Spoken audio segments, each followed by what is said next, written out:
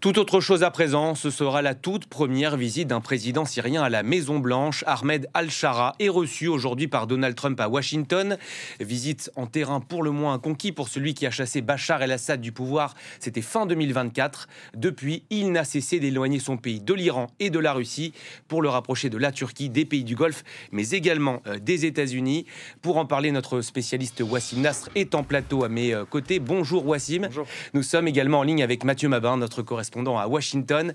Bonjour Mathieu. Wassim, tout d'abord avec vous et qu'on vient d'évoquer cette vidéo diffusée à quelques heures seulement de l'arrivée du président syrien à Washington. C'est un indicateur du contexte favorable dans lequel il arrive?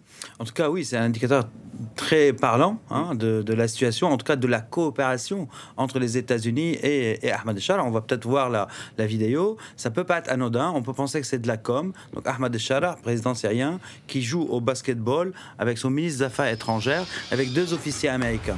Sauf que les deux officiers américains qu'on voit ne sont autres que l'amiral Cooper, donc à la tête du CENTCOM, du commandement central des armées américaines pour toute la région, et le deuxième, ce n'est autre que le général Kevin Lambert, qui est le commandant de la coalition, donc l'opération Inherent Resolve contre l'État islamique. Ça se passe à Damas? Ça se passe à Damas, au palais présidentiel, donc ça a été fait, et donc avec l'accord des Américains. Autre chose d'intéressant, après l'arrivée donc du président syrien à Washington, on va le voir en photo. Et je vais vous dire pourquoi c'est intéressant. Donc on va voir le président syrien ici même, avec un citoyen donc américano-syrien, son épouse.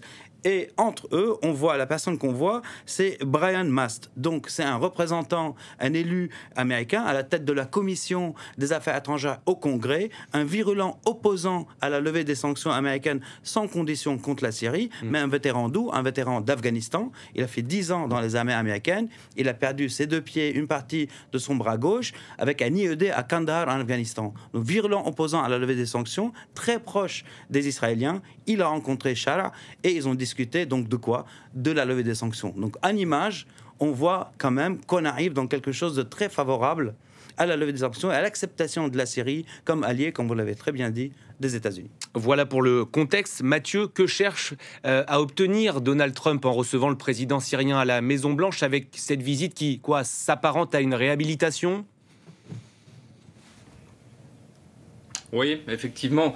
En tout cas, la question se pose puisque Al-Qaïda à la Maison-Blanche, c'est quand même l'un des retournements les plus spectaculaires du mandat Trump, vous me l'accorderez. Mais c'est vrai qu'en accueillant Ahmed Al-Shara aujourd'hui à Washington, le président américain officialise la fin de 20 ans d'isolement syrien et réussit à imposer une nouvelle architecture de sécurité au Proche-Orient, ce qu'aucune administration n'était parvenue à faire jusqu'à présent. C'est inutile de le rappeler. Maintenant, il y a les conditions évidemment fixées par les États-Unis qui sont sans ambiguïté, elles non plus. Pour normaliser la relation, Damas doit s'engager à rejoindre la coalition internationale anti-Daesh, par exemple, démanteler les dernières structures affiliées également à l'ex-HTS, ce qui sera un petit peu plus dur à faire, au moins en surface, et autoriser l'implantation d'une base américaine à une trentaine de kilomètres de Damas, ce qui ne va pas, là non plus, faire l'unanimité parmi les anciens amis du président syrien. Une base qui aura pour mission de surveiller la ligne de cessez-le-feu syro-israélienne, entre autres, et de contrôler les trafics d'armes transitant vers le Liban, comprenez par là couper les lignes d'approvisionnement logistique militaire du Hezbollah. Mais parce qu'on parle de Donald Trump, quand même, ce ne sont pas les seules conditions, évidemment. Il y a bien entendu un volet économique qui va à ouvrir les grands chantiers de reconstruction aux entreprises américaines et européennes, surtout américaines, en échange d'une levée progressive des sanctions financières et bancaires. Dans l'imaginaire trumpien, il s'agit à terme d'une prise de contrôle partielle de l'économie syrienne, en quelque sorte, ou au moins des flux par Washington. Sur le plan politique, maintenant, Donald Trump veut évidemment capitaliser sur cette séquence et apparaître comme le seul dirigeant occidental capable de transformer un ancien chef djihadiste en partenaire stratégique. C'est un petit peu ce qu'on voit avec ces images qui ont été d'ailleurs très sévèrement jugées par beaucoup d'officiers du Pentagone, ce match de basket avec des officiers américains. Là aussi, c'est typiquement trumpien, mais pour être parfaitement honnête, cela découle aussi d'une tradition ancrée de realpolitik à l'américaine, tout simplement. Après tout, on se souvient que Oussama Ben Laden, avant de devenir l'incarnation du mal dans l'imaginaire américain, américain a été un interlocuteur des principales agences de renseignement américaines. Idem pour les Moudjahidines d'Afghanistan, devenus plus tard les ennemis de l'Amérique sur le sol afghan. Militairement maintenant, c'est une manière de reprendre pied dans une région dominée depuis 10 ans par la Russie et l'Iran, effectivement. Et ça aussi, c'est important. Donald Trump qui avance ses pions partout où la Russie a imaginé s'implanter ces 10 ou 12 dernières années.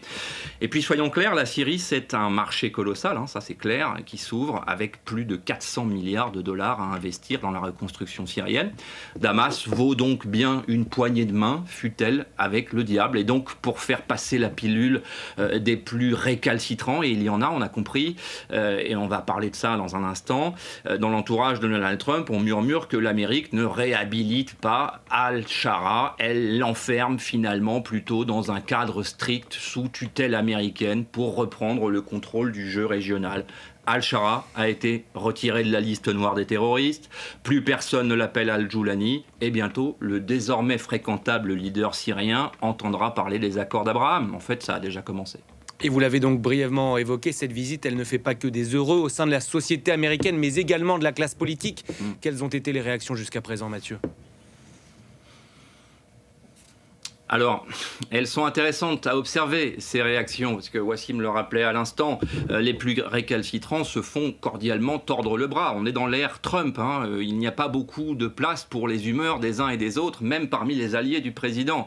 Malgré tout ce qu'on vient de dire, l'accueil d'Al-Shara à la Maison-Blanche provoque quand même une onde de choc à Washington. Au Congrès, plusieurs élus dénoncent ce qu'ils considèrent comme une faute morale et même stratégique. Le républicain Brian Mast, dont on parlait à l'instant, président effectivement de la commission des affaires étrangères de la Chambre, accuse quand même la Maison-Blanche de laver l'image d'un ancien terroriste pour des raisons électorales. Une paix de plus au tableau de chasse de Donald Trump, c'est vrai, et on sait à quel point il y est attaché, mais à quel prix. Le sénateur démocrate Chris Murphy, maintenant spécialiste du Moyen-Orient, parle d'une erreur de jugement qui compromet la crédibilité américaine dans la région, ce qui se défend au regard du CV de l'intéressé quand même. Et puis, Jan Shaheen, sénatrice du New Hampshire, juge inacceptable qu'un dirigeant lié à Al-Qaïda, même si c'est du passé, soit reçu avec les honneurs officiels. On pardonnera aux Américains d'avoir gardé un souvenir mitigé de la dernière manifestation concrète d'Al-Qaïda sur le sol américain. D'autres élus, comme le républicain Lindsey Graham, pourtant proche du président, comme vous le savez, a exprimé son malaise. Lui aussi, Lindsey Graham est également un vétéran d'Afghanistan où sa mission était de traquer Al-Qaïda. On comprend donc que ça puisse lui faire tout drôle quand même. Mais finalement, c'est encore dans l'opinion que l'incompréhension est la plus marquée. Et finalement, c'est pas étonnant. Entre 2001 et 2011, toutes les administrations successives ont expliqué aux Américains que l'organisation terroriste responsable du 11 septembre était le mal incarné. Près de 6 Américains sur 10 se disent opposés à cette visite. Et 75% des républicains. Vous voyez que pour Trump, c'est quand même un sujet. Ne parlons même pas des associations de vétérans qui rappellent que nombre de leurs camarades sont morts, même récemment, face aux milices dirigées par Al-Shara.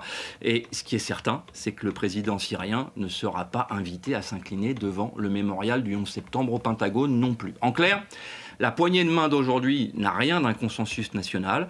Pour beaucoup, Donald Trump ne scelle pas une hypothétique paix dans pour une majorité d'Américains, et dont les Américains se fichent pas mal d'ailleurs. Mais en revanche, il efface tout simplement la mémoire d'une guerre, la War on Terror, une guerre dont le souvenir est encore très présent ici, évidemment. Voilà donc pour le contexte de cette visite.